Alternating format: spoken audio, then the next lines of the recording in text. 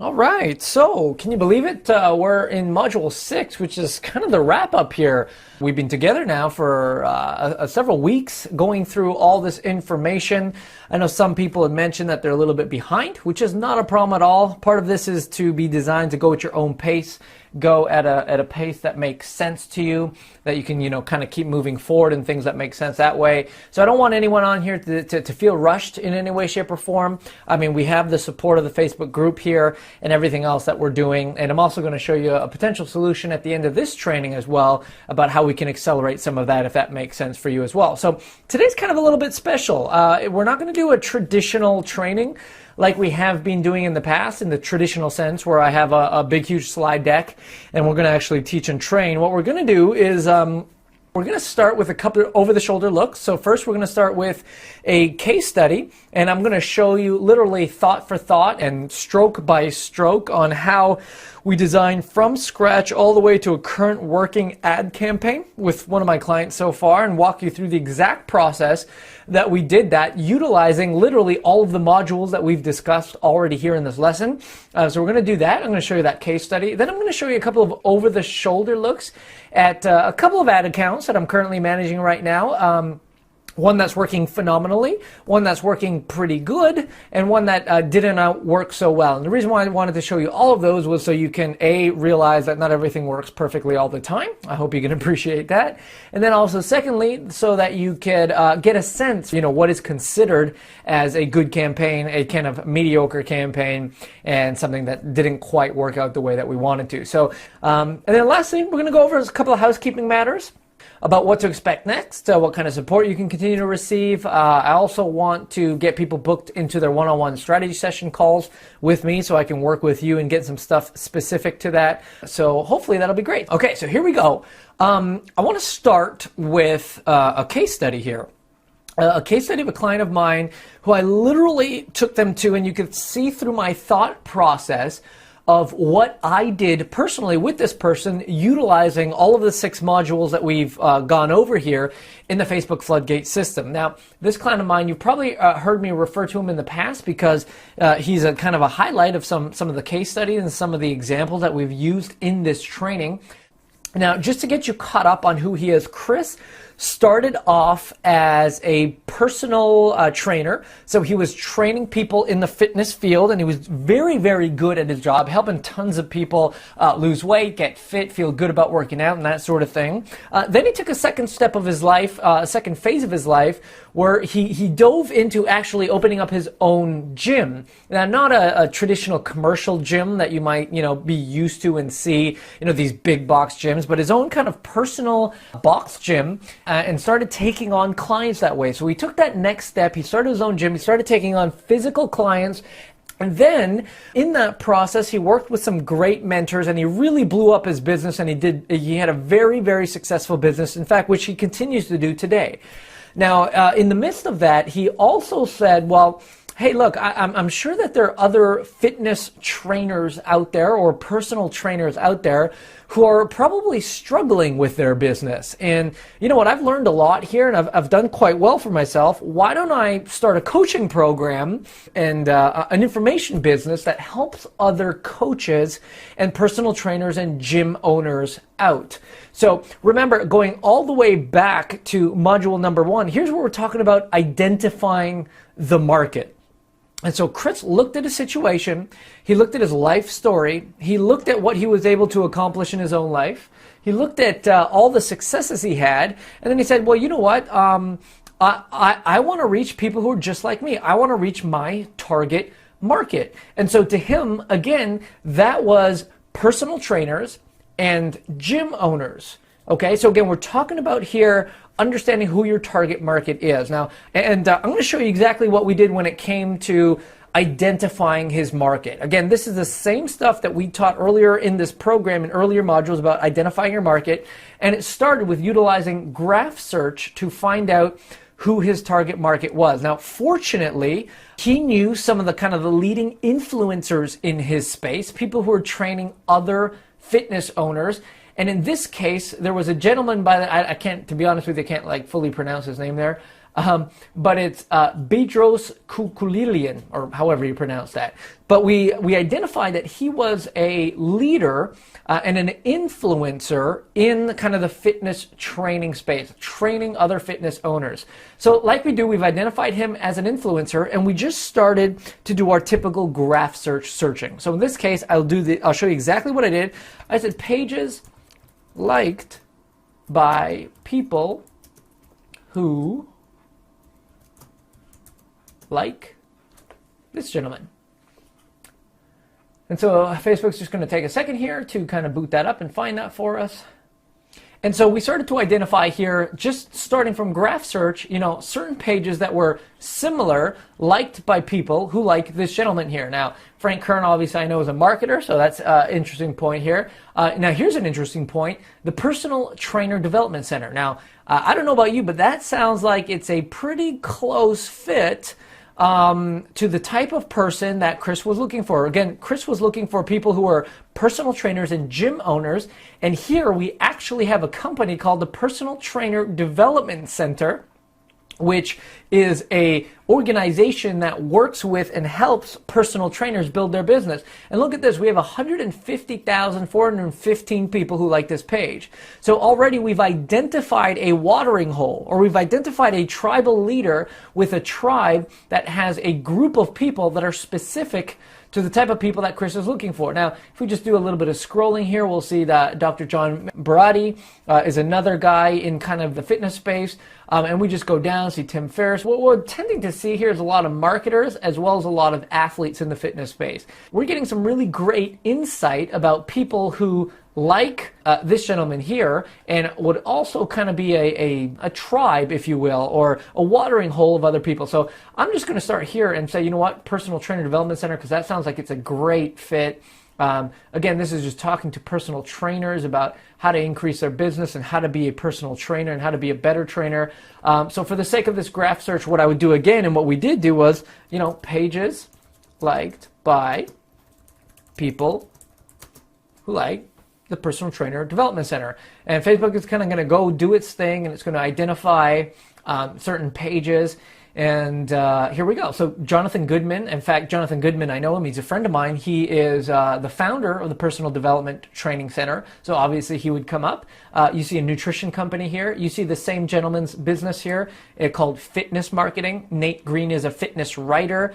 You have a fitness coach here. You have a fitness author here. You have a biohacker here, and so on and so forth. So this is the exact process we use to start generating some of this. Now, on top of this, you'll remember that the second thing we do once we do some graph site or graph search in research is we also look into audience insights. Now, when we look into audience insights, remember here I've just taken the liberty to pre-type in Personal Trainer Development Center and run a query or a search on audience insights. And it's giving me even more information, right? So some more data about who our ideal target market is. And if you followed us in Module 2 here about finding your market, or Module 1, sorry, about finding your market, this is all stuff that should be somewhat familiar to you on what you did for your particular market. So in this case, we found that under the health, medical, and pharmaceuticals, we found there's a page called Functional Movement. In terms of organizations, there's health and fitness associations, there's sports and recreation folks, there's nonprofits, the American Council on Exercise, and literally we've got loads and loads and loads of information here about people who are in Chris's target market. And so, in fact, what I've done is I've gone through all this and I've literally made a sheet, a Word document here listing, all of his target market. So obviously they're 24 to 40 in the UK, Ireland, personal trainers or small business owners. And literally I've just kind of like copy and pasted some of what this information is showing me here into a Word document so I can have it handy. So remember, that was the kind of the first step, was identifying your market and seeing where they hang out on Facebook. Now, the next thing after we've identified the market is to start getting specific about the message. Remember? So we want to find the message that we are specifically going to speak to this audience. And so in this case, first what we've did is obviously we've identified that Chris wants to help personal trainers and gym owners who are looking to grow their business. Now, if you remember me telling you from before, the problem with that was that it was a busy space, right? You can see that there's a lot of competition there. There's other people who are teaching personal trainers how to do that sort of thing. And so we needed to find a different angle. So we started working on different ideas, and he came up with this idea of, well, all the fitness trainers out there, or all the people who are helping fitness trainers, are teaching people how to grow their business. But no one's really teaching anybody how to maintain or to retain their business. And he realized that it's even easier to retain someone than to get a brand new customer. So his goal was to create a program and a coaching program around how to retain your clients once you already have them. And he thought that that would be a unique angle that he could bring to the marketplace. Now, if you'll remember from a past module, in the message module, we used the product handle naming sheet to come up with his magnet name. Now remember, I'm just going to kind of walk you through how we did it. Now here's an example, again, of Chris's actual cheat sheet. It's called the Tribal Retention System cheat sheet, which I think is fantastic here. And this is just an example of the cheat sheet, and you can see that, I mean, it's obviously beautifully designed here, and it looks great, and it's got some great content, and it follows all the rules. But you'll remember, how did we come up with that name? And we came up with that name using the product handle worksheet. And so I'll briefly walk you through this. Again, this is just a case study of exactly what I did with a client to demonstrate exactly what I've been teaching you to do, and then how it actually manifested and worked in his business. So we got the product handle cheat sheet and worksheet here. And remember, he started with this idea of, I want to have a magnet that's going to help people keep and retain their business. So description, what is it? It's a program to help trainers keep their business. Right? Then we go into, well, what is the benefit of the person who reads it? Or how would they be better off, or how would they feel? Well, it would make that person feel more profitable. It'd make business easier. They could feel like they're building a community. They would feel like they're in control, that they're growing and they're confident in their business and all that sort of thing. Is there a metaphor of what this kind of might look like in some way, shape, or form?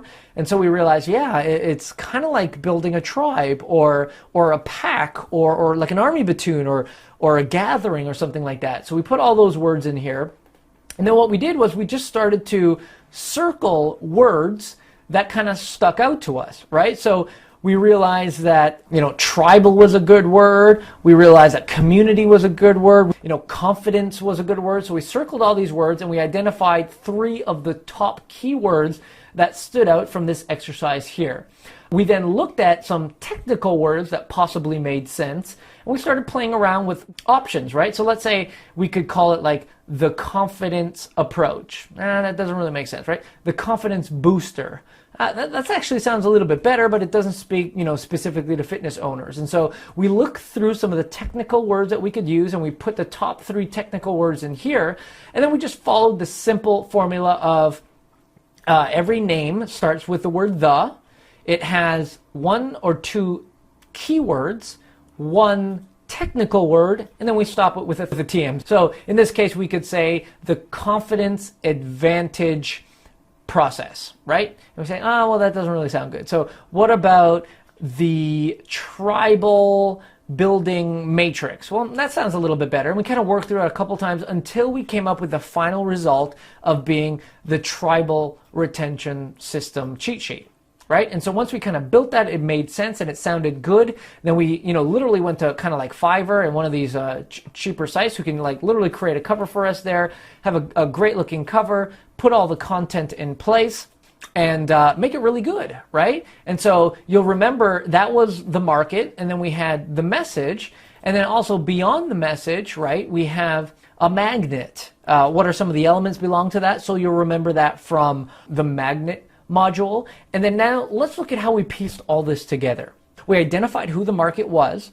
On top of that, we got clear on what the message was.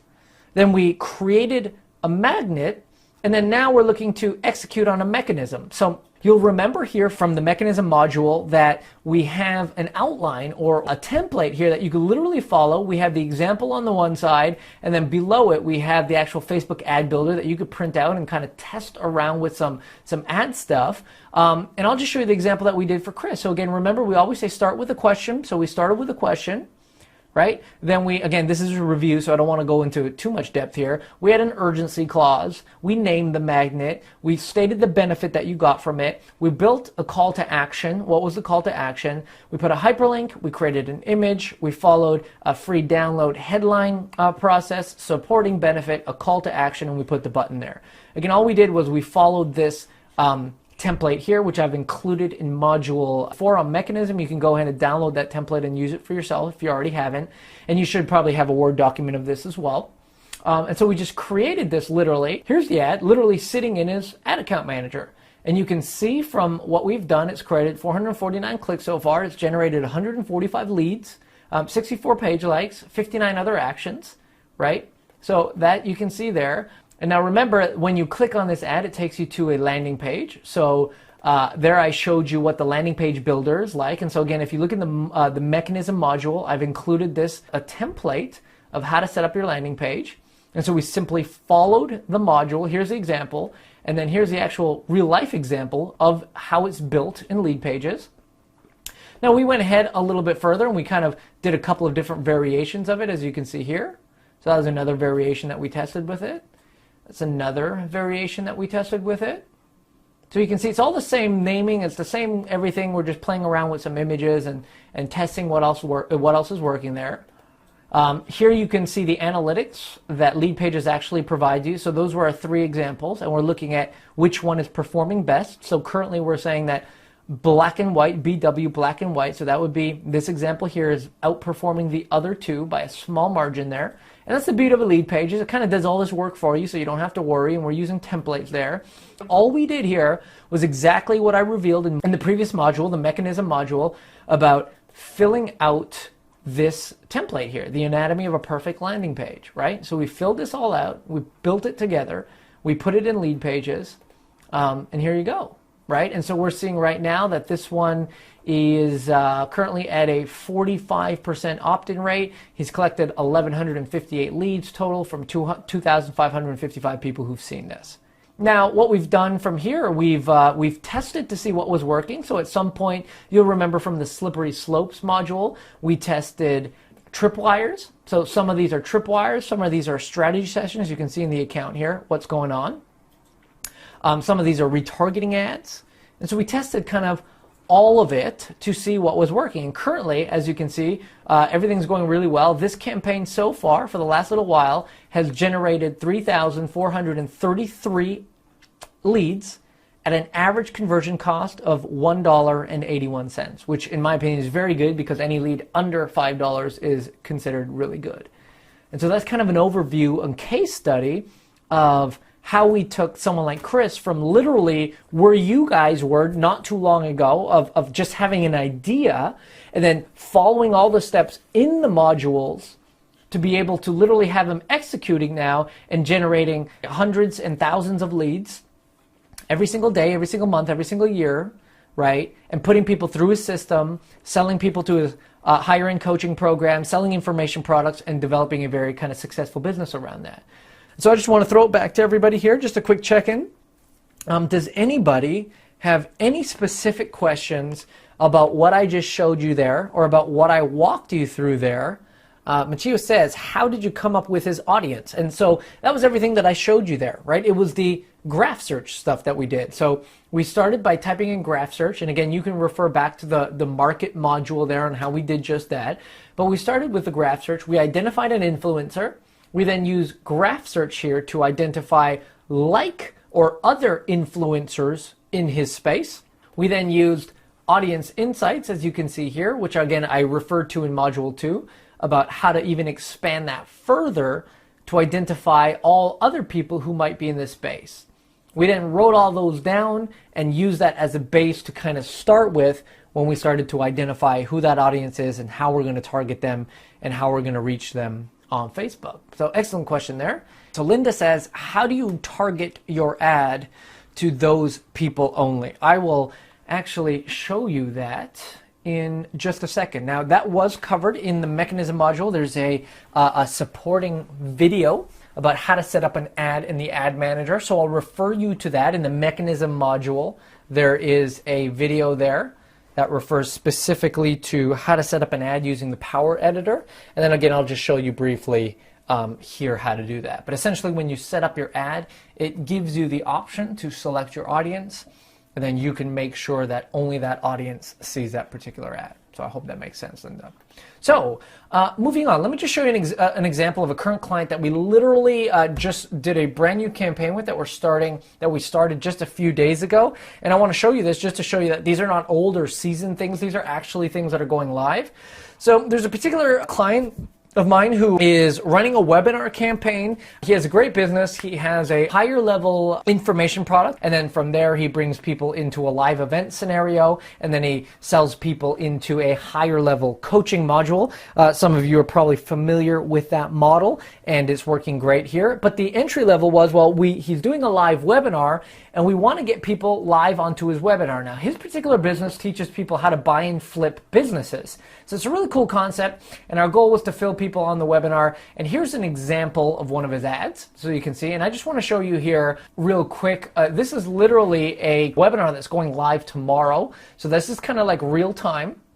What you're seeing here across the board is a really good number. So essentially, we're generating leads at $2 and it's generating webinar registrants at $2.41 a conversion. This is way, way below industry average, which is typically around $8 per webinar registrant. We're getting great clicks, great click-through rates, high relevance scores, and it's just working really well. So I want to just kind of show you this ad so you can see some of the psychology behind why we chose some of the word, why I chose some of the wording, why it makes sense, and that sort of thing. So in this particular ad, remember the business here is teaching people how to buy and flip businesses similar to real estate, right? So in this particular case, some of the target demographics that we're going after is the real estate market. We've identified some of the audiences as being gurus or influencers in the real estate market, and then we kind of followed our formula here to develop an ad that will speak to that group of people. So in this case, you'll see we start the ad by saying, you've heard of flipping houses. What about flipping businesses? So automatically there, you've realized that if someone is in the real estate market, they're familiar with flipping houses. And so we want to just speak to that familiarity there and say, you heard of flipping houses. What about flipping businesses? Automatically, they're turning around and their mind is saying, yes, I have heard of flipping houses, but I haven't heard of flipping businesses. This seems, very interesting. So I go on to say, well, there are 5 advantages to flipping businesses over flipping houses. Now, what am I doing there?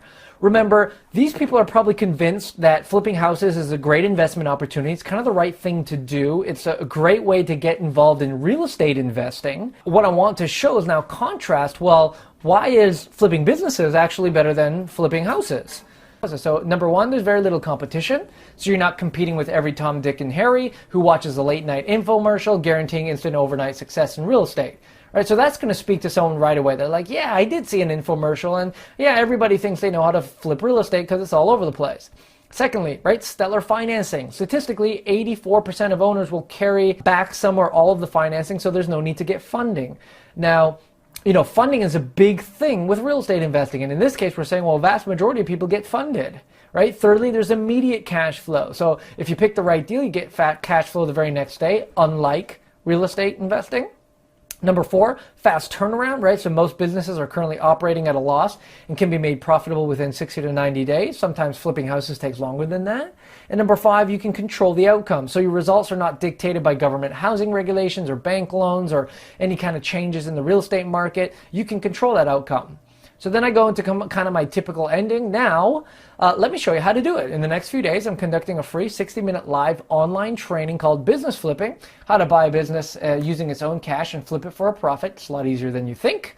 And I purposely put that in there because some people might be thinking, well, that might be difficult. So I purposely put that in there, and then a call to action, register for your free limited spot today. I put the URL there, a nice image of him, kind of catching the attention. Again, a simple headline approach that I've showed you all how to do now. Simple supporting text and a call to action, and we're off to the races. So again, this is an example of an excellent thing that's working really, really well right now. $2.41 per webinar registrant when the average industry average is about $8. And this is just showing you some of the psychology as to why this ad is working so good, who we're targeting to make it work, and what's going on with that. So here's another example of a client of ours who is also doing a very similar type of campaign, running a webinar to offer strategy sessions for his higher level coaching program. Now, his angle is kind of specifically around using outbound sales to do that. Okay, so in this case, we're generating leads at approximately $6.24. You can see that it's significantly higher than the other one that I just showed you, but in this case, it's not so bad. It's still below industry average, so that's why we say that this campaign is doing kind of just okay. So again, we're following much of the same formula that I've showed you over and over again. You know, your business thrives when your phone rings off the hook with qualified leads. But what if it isn't ringing at all? Again, speaking to the need of the person there. Now, in this case, we are trying to be a little contrarian. So we're saying, you know what, most experts teach you that you got to wait for ideal clients to contact you. Frankly, I think that's nuts, and what I do is different. Since 1995, I've helped B2B business owners to use an often overlooked outbound sales method to land perfect clients without long sales cycles or paying for complicated funnels, et cetera, et cetera. Now, this is speaking primarily to an online internet marketing crowd, so they would know what a complicated funnel is, and they'll say, yeah, you know what, that is pretty complicated. So we go into the next element. Using my Sales Voodoo formula, you can fill up your calendar with as many sales conversations as you want, and you can do it in a way that's totally under the radar so your competitors or competition will never know what hit them. Again, just speaking to the exclusivity of it all. This coming Wednesday, I'm hosting a live webinar. And I'm going to hand you the same system that I've used to generate this much money, et cetera, et cetera. Again, a picture of the guy here, a little name of what the webinar is, and following our traditional naming strategy. Now, again, this one's doing okay. We are focusing on kind of the business owner, entrepreneur crowd for this. It's not doing as well as the previous example that I gave you. And some of the psychology, I think, as to why that might be happening is, you know, when we mention something like outbound sales, not everyone is kind of huge on outbound sales, so it might not be perfectly resonating with everybody who's looking at and reading this content. So that's another thing. The content here is a little bit long. You know, the Sales Voodoo name might turn certain people off. And so I think all of these have a little bit of an element as to why this might not be performing as well. And I think if we were going to tweak this campaign, what we do is maybe change the name of the webinar, maybe remove some of the outbound sales talk, and we'd pique a little more curiosity using some other types of naming conventions and other type of copy. And I think that would help get our cost back down a little bit. So now let me show you an example of something similar, just to keep in light of everything that we've been talking about so far, of a campaign that didn't do so well. And so as you can see here, this was a campaign that we ran for a client who was running a webinar on what he calls the hyperlist method, and it's how to generate a list on Facebook, for example. And let me just show you kind of how this went. Now, as you can see, this one didn't do so well. We were creating webinar conversions or webinar registrants at $46.82. We managed to bring that down to about $12, but it was still way too high for what we were looking to go for. Same psychology in the ad, right? We start with a question. So, want to build a hyper-responsive email list without needing to create products, set up autoresponders, or handle complicated marketing funnels of any kind? I mean, the expected answer would be, yes, I would. And then we talk about, you've probably heard that it's all in the list, which is true. The problem is that it's not that easy to do. We go into speaking to some of it, then we invite them to the webinar, we have the link, and we follow through with that.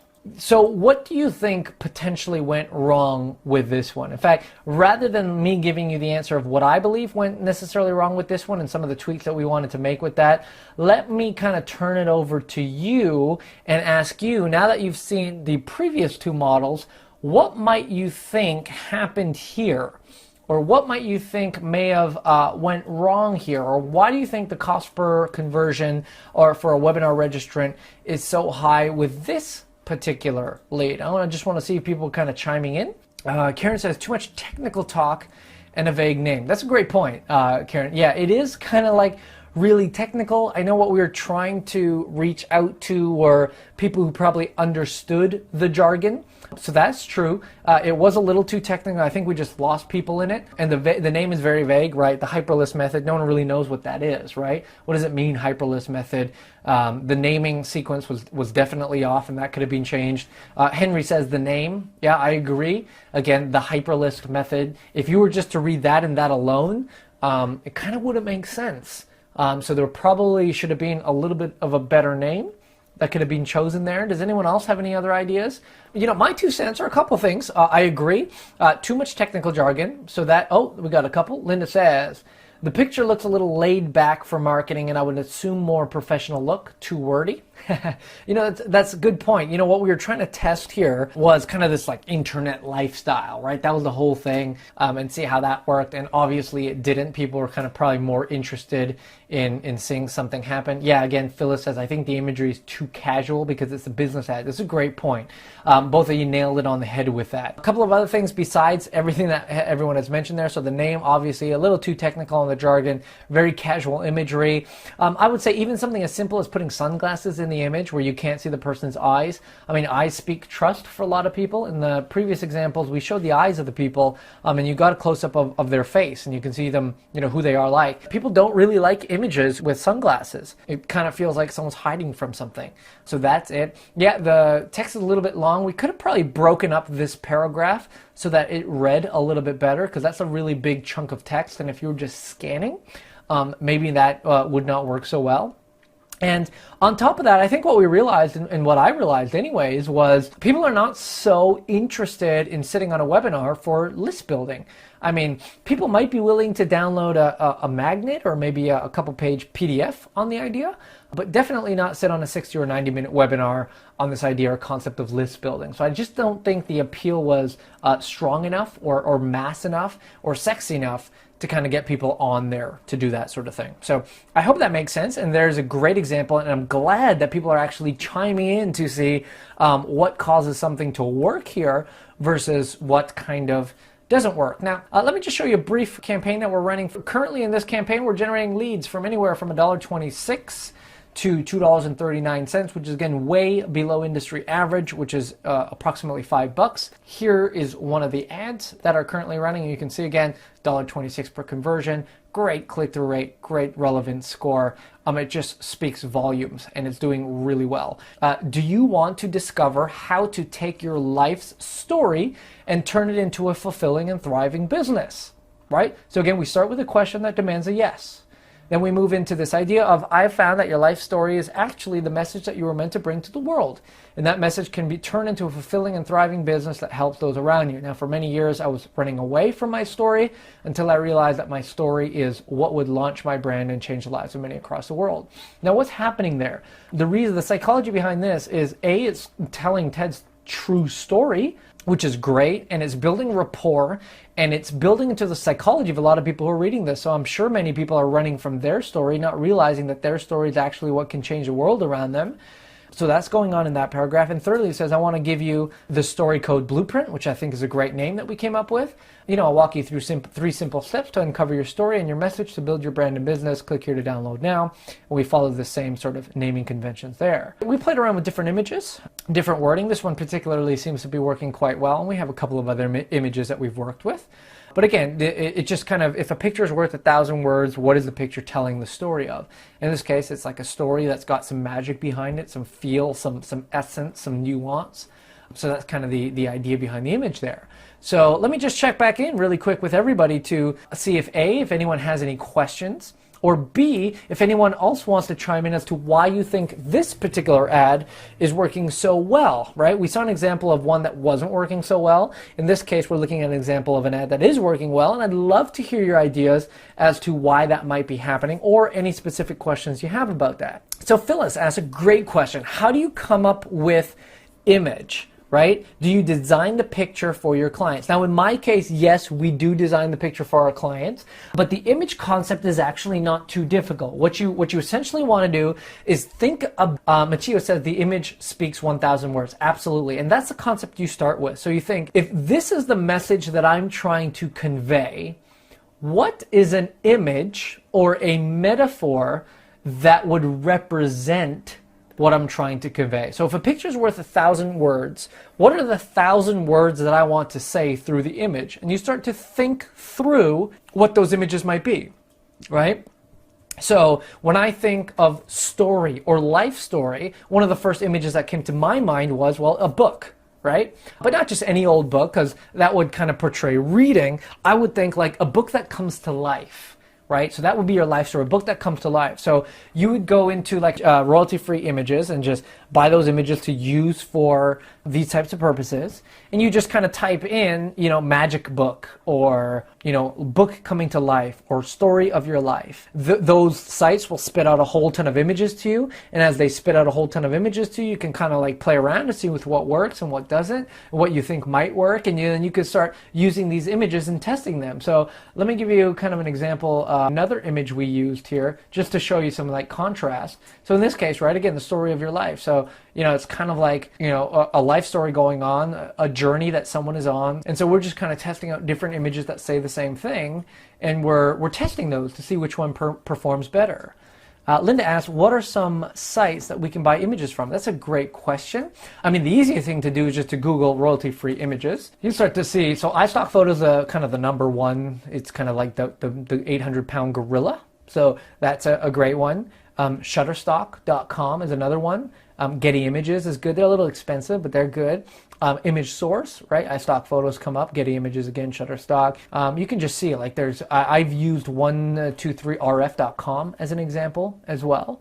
So if you just literally Google royalty-free images, Google will spit back a whole bunch of options to you. Again, the big 800-pound gorillas are Shutterstock, iStock Photo, and 123RF. Those are like big ones with big selections.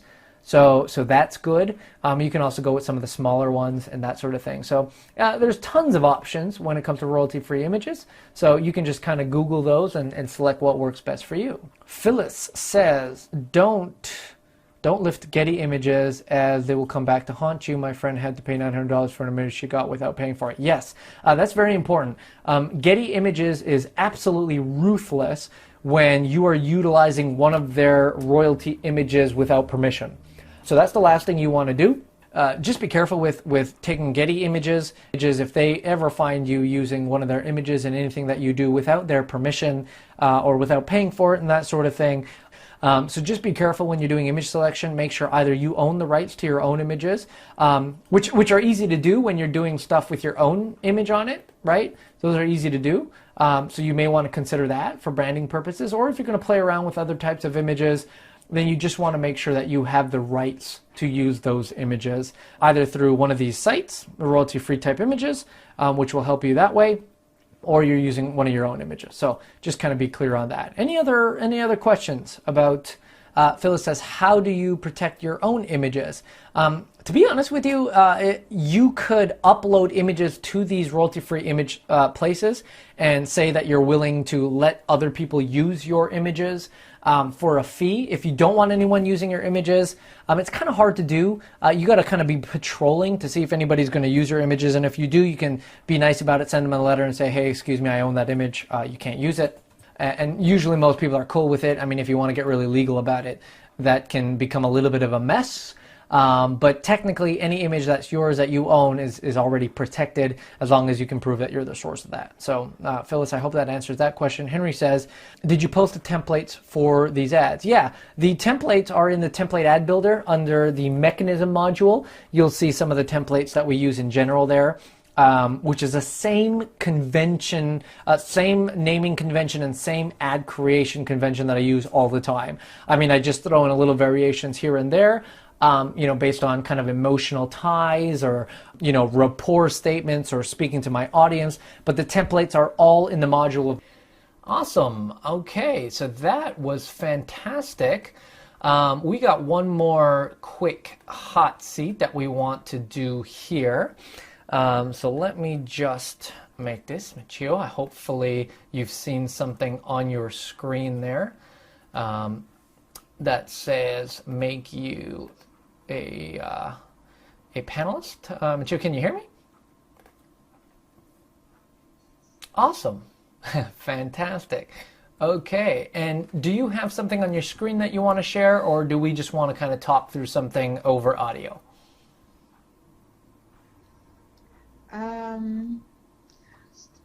First, start out with talking because I'm still having difficulty getting my audience.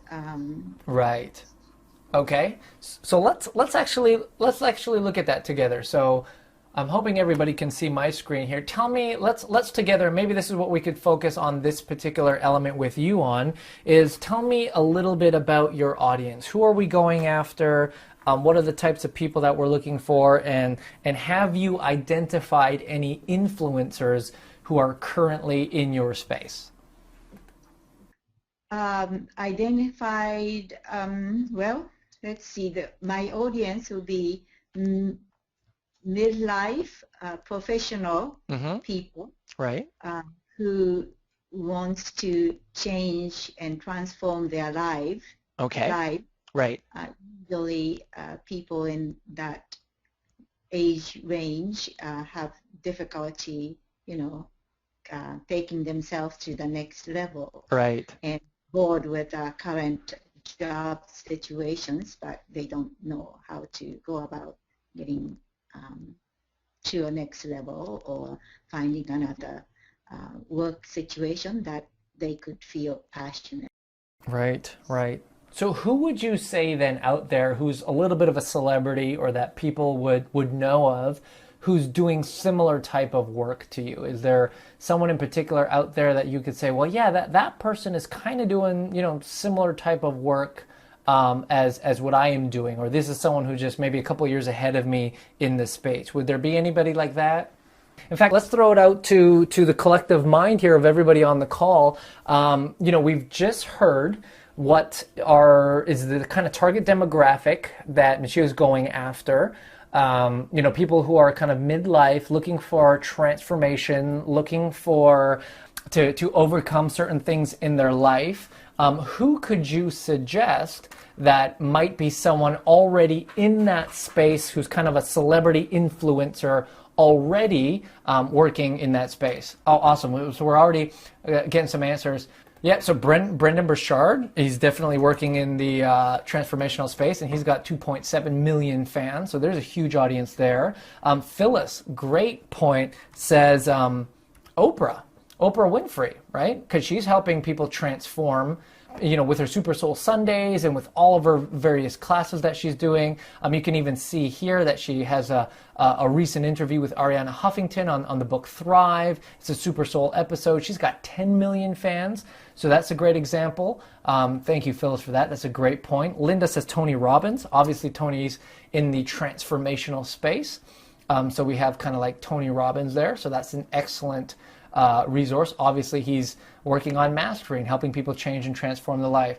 Linda also says Jack Canfield, which is another great, and here we have just under 1 million, so 747,000 people there. And Jack is very big. I mean, obviously, co-author of The Chicken Soup for the Soul. We can just tell right off the bat, you only have control over 3 things in your life: the thoughts you think, the images you visualize, and the actions that you take. So he's obviously in the transformational space, helping people with that. Is there anybody else had those were great recommendations.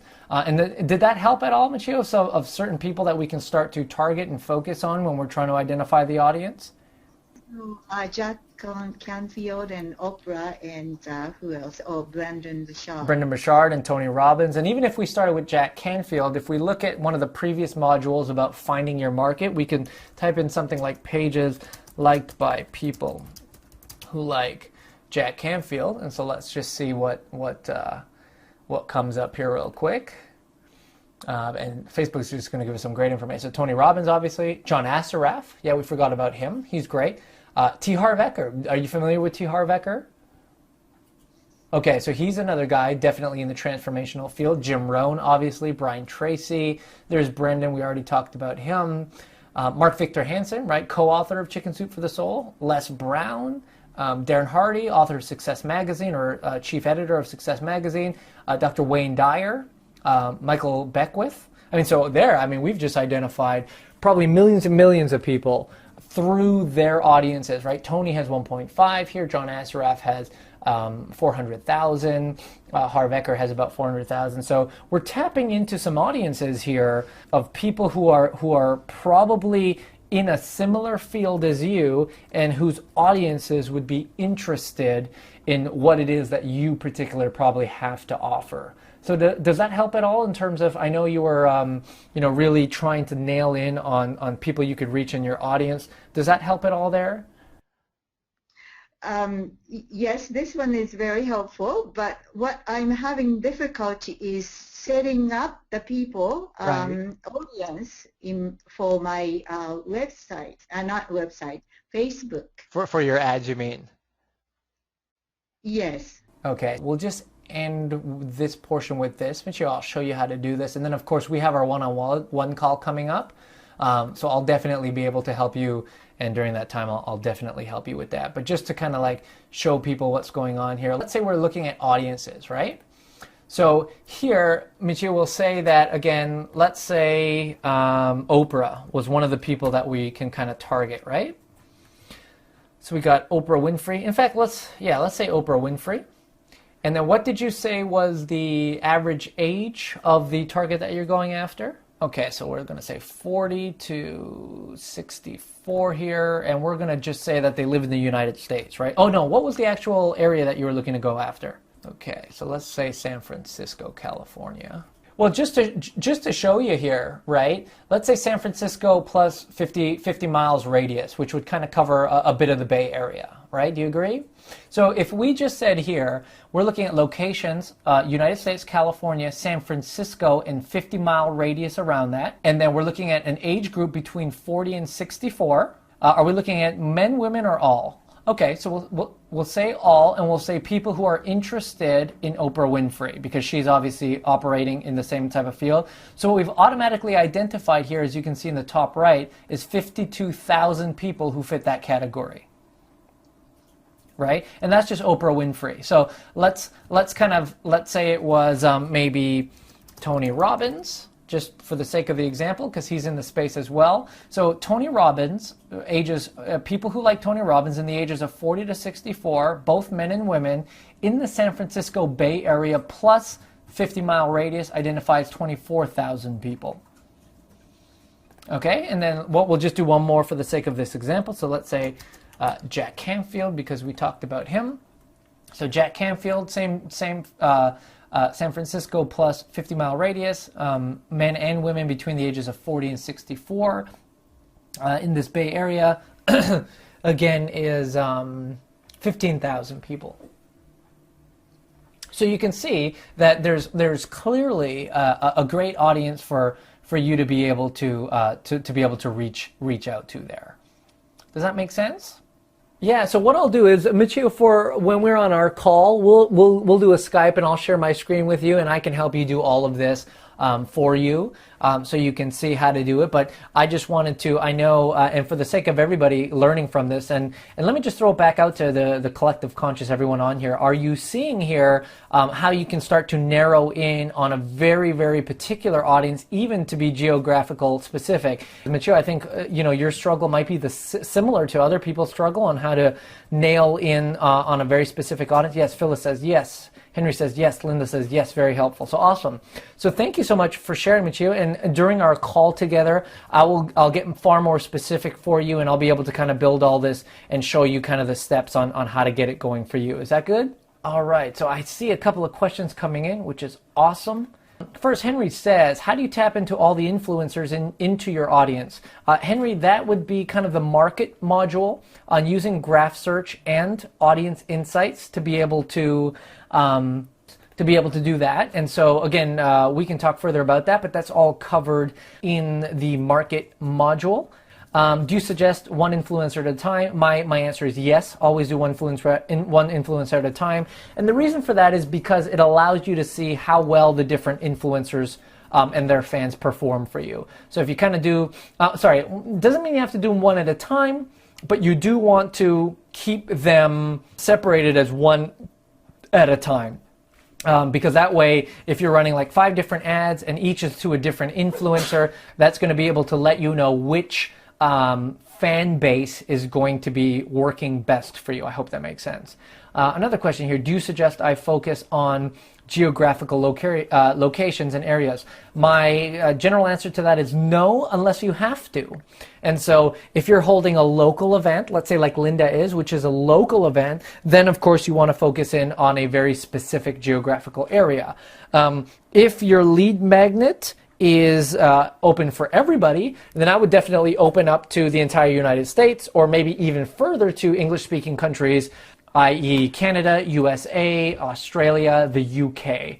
Those are kind of the top English-speaking countries, first world English-speaking countries that you can target. At the very least, I would say United States, and then you can expand that out further. So I hope that makes sense. Only go geographical location if you must, because of the type of offer that you're having. Any other questions real quick? I want to open it up to Q&A.